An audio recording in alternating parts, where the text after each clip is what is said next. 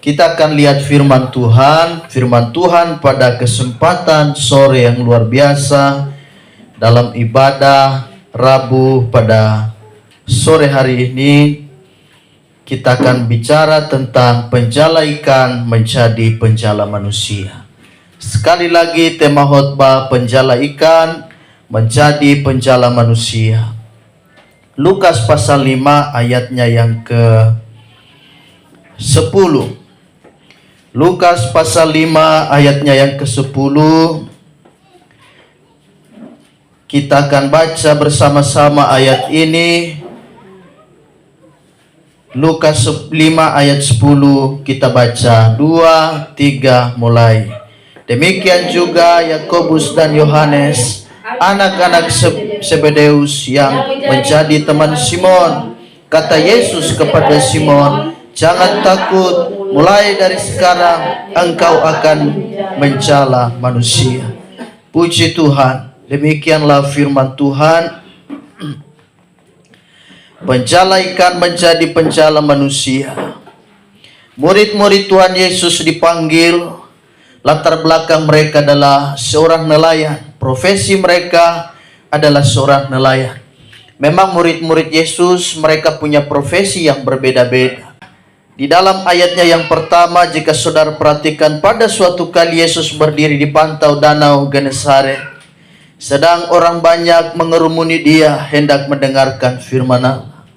Danau Genesaret adalah nama lain juga daripada Danau Galilea. Jadi Genesaret sama saja itu adalah Danau Galilea yang berada di lembah Yordan. Kita melihat bahwa ini sangat luar biasa. Yesus memanggil mereka dengan caranya yang ajaib. Dari kisah Yesus memanggil mereka, murid-murid yang dari nelayan kemudian menjadi seorang pelayan Tuhan, kita akan melihat bagaimana supaya Tuhan bisa memperlengkapi gerejanya di akhir zaman ini. Hari-hari ini Tuhan sedang membangkitkan satu generasi, yaitu generasi yang siap untuk dipakai oleh Tuhan dalam memberitakan firman. Menjelang hari terakhir, kata firman Allah, kedatangan Tuhan. Pada hari-hari terakhir Allah akan memakai begitu luar biasa. Dia akan memakai anak-anak muda. Dia akan memakai saya dan saudara. Karena itu persiapkan dirimu. Tuhan punya rencana yang luar biasa untuk kita semua. Bagaimana supaya kita diperlengkapi oleh Tuhan? Yang pertama, menuruti kemauan Tuhan. Kita harus menuruti kehendak Allah. Lukas 5 ayat 3-4 di sana dikatakan, ia naik ke dalam salah satu perahu itu, yaitu perahu Simon, dan menyuruh dia supaya menolak perahunya sedikit jauh dari pantai. Lalu ia duduk dan mengajar orang banyak dari atas perahu. Setelah selesai berbicara, ia berkata kepada Simon, "Tolakkan ke tempat yang dalam dan tebarkanlah jalamu untuk menangkap ikan." Mujizat akan terjadi kalau saya dan saudara taat. Ketaatan itu mendatangkan berkat. Jadi bagaimana supaya kita diperlengkapi oleh Tuhan kita gereja akhir zaman ini? Kita harus taat dan tunduk pada kehendak Tuhan. Kita lihat Petrus, dia taat. Coba kalau dia tolak waktu itu, dia bilang, sudah cari perahu yang lain, saya ini lagi capek, tidak dapat apa-apa lagi. Lalu Yesus mau menumpang lagi ke perahuku, saya mau beres perahu dulu, saya mau bersih-bersih. Otomatis dia tidak lihat mujizat. Tetapi firman Allah berkata, dia mengizinkan. Petrus kemudian mengizinkan, silakan Yesus naik di atas perahuku. Sambil mengajar, sambil Yesus memberitakan firman, mengajar banyak orang. Jadi jika saya dan saudara mau diperlengkapi menjadi alat Tuhan, saya dan saudara mesti harus taat, harus menuruti kehendak Tuhan. Kita menuruti kemauan Tuhan. Jadi sekali lagi, berkat Tuhan, mujizat itu terjadi kalau saya dan saudara belajar taat. Kita setia kepada perintah Tuhan. Kenapa Saul, raja pertama orang Israel, ditolak oleh Tuhan? Karena dia tidak taat. Dia tidak dengar-dengaran pada firman Allah. Samuel sudah berkata, tunggu aku, nanti aku yang persembahkan korban. Dia ambil alih tugas dan fungsinya seorang hamba Tuhan, seorang imam, seorang nabi. Dia yang kemudian membakar korban itu. Wah, itu sangat salah sekali. Padahal membakar korban itu adalah tugas tanggung jawab seorang hamba Tuhan yang bernama Nabi Tuhan. Tapi dia bilang, Nabi Elia kan lama, biar saya saja yang bakar korban itu. Akhirnya Allah tidak suka dengan modelnya Saul ini. Kenapa Tuhan begitu sayang kepada Daud? Karena Daud dia orangnya ya luar biasa, dia taat, dia dengar-dengaran. Allah memilih dia, jadi miliki kesetiaan, miliki ketaatan. Kita belajar taat, kita belajar mengikuti kehendak Tuhan.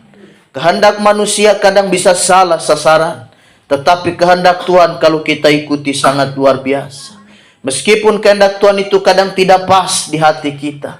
Kadang kita bilang, Tuhan terlalu berat sekali. Tapi kalau kita mengikuti tuntunan Tuhan, maka semua menjadi enteng dan mudah. Saya dan saudara bisa terima perlengkapan dan pemakaian Tuhan. Jadi yang pertama mengikuti kehendak Tuhan. Kita taat. Yesus berkata, Petrus, aku mau hendak naik di atas perahu. Tolakkan perahu sedikit jauh agak ke dalam. Dan Petrus mengiyakan, silakan guru naik di atas perahu. Kita izinkan Yesus. Hari-hari ini mungkin perahu dan bahtera rumah tangga kita sedang goyang. Kita lihat hari ini banyak perceraian juga. Rumah tangga tidak harmonis. Kenapa? Karena tidak libatkan Tuhan. Coba kalau Kristus ada dan masuk dalam rumah tangga kita. Dia masuk dan kemudian menjadi nakoda. Dia menjadi jurumudi kita atas rumah tangga kita, pelayanan kita. Wah, luar biasa. Tentu kita akan terima berkat Tuhan. Yang kedua, bagaimana supaya perlengkapan Tuhan itu nyata dan dia luar biasa bagi kita. Kita diperlengkapi oleh Tuhan. Yang kedua, jangan hidup dengan pengalaman kemarin. Saya dan saudara ada di hari ini. Kita hidup untuk hari ini dan tujuan kita ke depan. Kita harus seperti Paulus yang berkata, aku tidak hidup lagi di masa yang lalu. Aku mengarahkan pandanganku ke depan, jauh ke depan. Dan aku taat, mengikut Tuhan setia sampai akhir. Aku mengarahkan pada tujuanku, kata Paulus. Jangan kita kembali kepada masa lalu. Kepada masa-masa yang suram. Masa-masa yang kita lihat, kita bilang itu aduh susah. Masa-masa penuh linangan air mata. Tidak lagi. Semua hanya berisi tentang penyesalan. Tapi kita arahkan pandangan kita jauh ke depan. Ada Kristus dan ada masa depan yang menanti kita. Masa yang lalu yang hanya berisikan air mata bagi kita. Kita lihat ayat Lukas 5 ayatnya yang ke-5 sampai 6. Simon menjawab, Guru, telah sepanjang malam kami bekerja keras. Dan kami tidak menangkap apa-apa. Tetapi karena Engkau menyuruhnya, aku akan menebarkan jala juga. Dan setelah mereka melakukannya, mereka menangkap sejumlah besar ikan, sehingga jala mereka mulai koyak. Kalau Petrus, Simon dia hanya pikir yang masa lalu, meskipun Allah yang suruh dia, kalau dia sudah kecewa, dia bilang, tidak mungkin. Padahal Allah ini, Tuhan yang pegang seluruh lautan dan isinya. Yang pegang bumi, lautan dan segala isinya yang suruh dan perintah dia. Tapi kalau dia kecewa dan hidup di masa lalu, dia bilang, Allah kemarin juga gagal, paling ini juga gagal. Mana mungkin, kemarin kan gagal, buktinya kosong, tidak dapat apa-apa. Ini lagi kau suruh kami lagi pergi menangkap. Tidak mungkin. Tetapi dia taat. Jadi saya dan saudara, kita hidup di masa ini dan kita memandang jauh ke depan. Kalau kita hidup mengingat masa-masa lalu, wah kita tidak akan maju-maju. Karena kita bilang, kemarin gagal, pasti ini juga gagal. Kemarin kecewa, pasti ini juga kecewa. Sudah, saya tidak mau iring Tuhan lagi. Jadi, lihat Simon. Jangan hidup di masa yang lalu lagi. Supaya kita akan melihat pemakaian Tuhan itu. Pemakaian Tuhan tidak akan terjadi bagi orang yang selalu pesimis. Yang selalu berpikir gagal, apa-apa berpikir gagal, apa-apa berpikir kecewa. Tuhan tidak akan pakai orang begini. Tapi coba kalau kita bangkit dari kegagalan, kita berkata bagi Tuhan tidak ada yang mustahil. Tuhan pakai kita. Kalau kita semua pikir jauh ke belakang, kita semua ini pernah gagal. Kita semua ini orang-orang yang pernah gagal. Tapi kita maju karena bersama dengan Allah, saya dan saudara akan lihat kemenangan satu lepas kepada kemenangan yang lain. Berkat yang satu lepas kepada berkat yang lain. Jadi yang kedua, jangan tinggal pada pengalaman masa yang lampau. Biarkan itu menjadi pelajaran untuk kita. Biarkan itu menjadi semacam hal yang untuk mendorong kita. Kita jangan berlarut-larut lagi tinggal dalam masa yang lampau. Jadi yang kedua, kita jangan hidup dengan pengalaman. Kalau Petrus dia tinggal dalam pengalaman kemarin, dia tidak lihat mujizat Allah. Bahkan dia tidak jadi penjala manusia. Karena dia sudah kecewa toh. Ini sepanjang malam loh saudara. Tidak main-main. Ini capeknya minta ampun. Orang melaut itu capeknya luar biasa. Sudah pulang tidak dapat apa-apa. Dengar-dengar Ibu Talahatu tadi mancing ya. Tapi tidak tahu dapat banyak apa tidak. Puji Tuhan katanya, berarti luar biasa. Jadi sudah tahu. Dan Petrus ini adalah seorang ahli. Namanya juga profesi nelayan. Dia ahli di laut. Dia tahu. Dia segala sesuatu. Dia tahu soal laut. Soal ikan. Wah, dia tahu semua. Tapi gagal. Sudah. Kalau kita andalkan kekuatan kita. Kita bilang, saya bisa. Saya mampu. Percayalah. Kalau kita tidak libatkan Tuhan, biar lagi kita pintar. Kita kuat, pasti gagal. Karena Tuhan yang pegang segala kendali. Kita lihat Petrus ini bukan orang sembarangan nih. Ini orang ahli laut. Nelayan ini pakar. Tapi seorang nelayan yang pakar di lautan, bayangkan bisa pulang kosong. Aneh toh? Tapi coba kalau dia hidup pada masa yang kemarin kosong. Ini juga pasti kosong. Tapi dia sadar bahwa yang suruh dia ini adalah Tuhan. Karena kalau orang pesimis itu, biar lagi Tuhan yang perintah, Roh Kudus gerakan. Pergi ibadah, pasti kau lihat mujizat. Allah, tidak mungkin. Biar lagi ibadah 10 kali, pasti tidak lihat mujizat. Kenapa? Karena orang sudah kecewa. Tapi saya dan saudara, kita belajar bangkit. Kita tinggalkan masa lalu. Hal-hal yang hanya bisa membuat kita tertunduk dan kita menangis. Kita bangkit, kita maju. Kalau kita hanya ingat perkataan orang sampai hari ini, kita tidak jadi pelayan Tuhan. Kita tidak iring Tuhan dengan sungguh. Kita tidak ibadah dengan sungguh kepada Tuhan. Karena kita hanya ingat kata-kata manusia. Tapi kita ingat kata-kata Tuhan. Tuhan selalu memampukan kita. Masa depan sungguh ada. Jadi tetap percaya, tetap berpengharapan. Yang berikut, selain jangan hidup pada pengalaman hari kemarin, yang berikut adalah memelihara persatuan. Itu dikatakan dalam Lukas 5 ayatnya yang ke-7. Lalu mereka memberi isyarat kepada teman-temannya di perahu yang lain supaya mereka datang membantunya. Dan mereka itu datang. Lalu mereka bersama-sama mengisi kedua perahu itu dengan ikan hingga hampir tenggelam. Wah, banyaknya ikan. Tadi kosong, sekarang karena berserta dengan Tuhan, mereka panen besar, panen luar biasa, panen ikan. Sampai perahu itu hampir tenggelam, kata firman Allah. Karena berkat Tuhan. Tetapi di sini bagaimana supaya kita diperlengkapi Tuhan? Kita jaga kesatuan hati. Perahu sudah hampir tenggelam, kata firman Allah. Petrus memberi isyarat kode.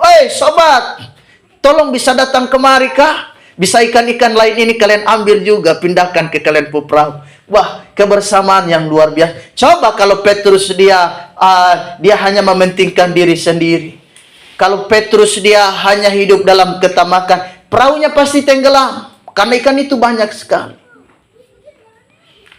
Kalau dia skakar, kikir, tidak mau berbagi, pasti dia tenggelam. Dan ikan itu semua kembali lagi ke dalam laut. Dan dia pulang kosong lagi. Tetapi karena dia memberi isyarat, dia bilang, sobat-sobat, dia memberi isyarat kepada kawan-kawan yang lain. bisa datang ambil ikan yang lain. Mari bantu. Jadi kebersamaan ini luar biasa. Saya dan saudara jaga persatuan. Jadi 2-3 orang berkumpul demi namaku, aku hadir. Yang penting saya dan saudara sepakat, kita bergandengan tangan melayani Tuhan. Jadi dalam ibadah-ibadah yang semacam ini kita terus bergairah. Kita miliki api yang terus berkobar dalam melayani Tuhan. Biarlah hendaknya rohmu terus bernyala-nyala dan layani Tuhan. Kita harus terus menyala sampai Tuhan Yesus datang pada kali yang kedua. Kita menjemputnya di awan-awan yang permai. Jadi pelihara persatuan, ini kesatuan luar biasa. Kita bersatu. Kita sama-sama sehingga masalah yang besar, kita lihat itu kita selesaikan dengan mudah. Kenapa? Karena kita bersatu. Masalah besar terlihat kecil karena kita bersatu. Tapi coba kalau masalah kecil, kalau kita tidak bersatu kelihatan besar sekali. Masalah-masalah yang kita hadapi dalam rumah tangga, keluarga, rumah tangga juga kita bersatu, suami, istri, anak-anak, dalam pelayanan juga begitu. Kita semua bersatu, pelayanan itu pasti akan maju. Kita pelihara kesatuan hati, kita bersepakat. Kita berdoa karena hari-hari ini pekerjaan setan sedang menghancurkan gereja. Kita lihat banyak perpecahan terjadi di komunitas-komunitas Kristen. Sehingga terjadi perpecahan yang begitu luar biasa. Menyebabkan orang terpisah sana, terpisah sini. Hasut sana, hasut sini. Nah, dan kita lihat itu sedang terjadi di mana-mana. Nah, kita berdoa supaya kita ini makin bertambah, dan Allah terus menambahkan kita. Jadi yang berikut saudaraku kita lihat. Yang pertama adalah menuruti kehendak Tuhan. Yang kedua, jangan hidup pada pengalaman kemarin, tetap mengarahkan pandangan kita ke depan. Yang ketiga, memelihara persatuan. Yang keempat, jujur terhadap diri sendiri. Lukas 5 ayat 8, kata Simon Petrus, ketika Simon Petrus melihat hal itu, ia pun tersungkur di depan Yesus dan berkata, Tuhan, pergilah daripadaku, karena aku ini seorang berdosa. Jujur terhadap diri sendiri. Dia merasa tidak layak di hadapan Tuhan karena dia lihat betapa mujizat luar biasa. Perahu hampir tenggelam gara-gara ikan itu. Sepanjang hidup dia mencari ikan sebagai nelayan, baru kali itu dia lihat ikan banyaknya, minta ampun begitu. Seorang pakar laut, biasa hidup di medan laut dia tahu, tetapi baru kali itu dia lihat mujizatnya luar biasa sekali. Paling berkata, Tuhan, seumur-umur, sejak saya menjadi seorang nelayan, baru kali ini saya lihat ikan banyak model begini. Dia jujur terhadap diri sendiri. Kejujuran penting bagi saya dan saudara. Banyak sekarang orang tipu-tipu, kebohongan. Allah tidak suka dengan orang suka bohong. Kita belajar hidup jujur. Keterbukaan ini penting dalam pelayanan. Petrus berkata, saya tidak layak, saya orang berdosa. Dia mengaku. Dia bilang, saya orang berdosa Tuhan. Tapi apa jawaban Yesus? Tidak. Mulai hari ini kamu bukan lagi penjala ikan, tetapi kamu menjadi penjala manusia. Kita terbuka kepada Tuhan. Tuhan akan memakai saya dan saudara. Yang terakhir, kita hidup untuk kepentingan banyak orang. Lukas 5 ayat 10-11, firman Allah berkata, demikian juga Yakobus dan Yohanes, anak-anak Zebedeus yang menjadi teman Simon. Kata Yesus kepada Simon, jangan takut, mulai dari sekarang engkau akan menjala manusia. Dan sesudah mereka menghela perahu-perahunya ke darat, mereka pun meninggalkan segala sesuatu lalu mengikut Yesus. Hidup untuk kepentingan orang lain. Puji Tuhan. Dia dapat ikan itu bukan untuk diri mereka sendiri. Tadinya mereka pergi nangkap ikan itu untuk diri sendiri. Tetapi kali ini mereka belajar berbagi. Dan mereka ikut Yesus. Dari seorang nelayan hanya untuk cari ikan untuk diri sendiri dan keluarga, kini lebih luas. Menjadi penjala manusia lebih luas. Kepentingan Tuhan lebih luas lagi. Tadinya kan hanya nangkap ikan, dan nangkap ikan dari laut itu hanya untuk kasih makan keluarga. Lebih kecil, kelompok yang lebih kecil. Tapi kali ini lebih luas. Dia jadi berkat bukan hanya di keluarga, tapi di banyak orang, karena dia menjadi seorang pelayan Tuhan. dan Tuhan memakai dia memberkati mereka, murid-murid yang ada. Tuhan Yesus memberkati. Kita akan masuk dalam doa. Kita bersyukur buat firman Tuhan. Haleluya. Tuhan Yesus memberkati kita semua.